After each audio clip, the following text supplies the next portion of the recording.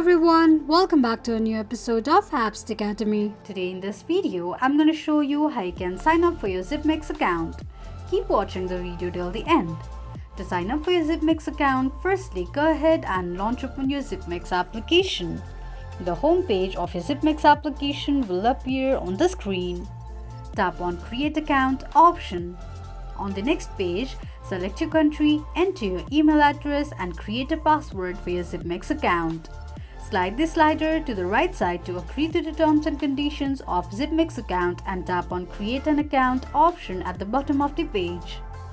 In case if you have a referral code, tap on I have a referral code and enter a referral code that you have. This is how you can sign up for your Zipmex account quickly and easily just in few steps. If you have any thoughts or queries, let us know in the comments section. Don't forget to subscribe to our channel. Also, press the notification bell icon so that YouTube will notify you whenever we post a new video. I hope this video was helpful to you. Thank you so much for watching.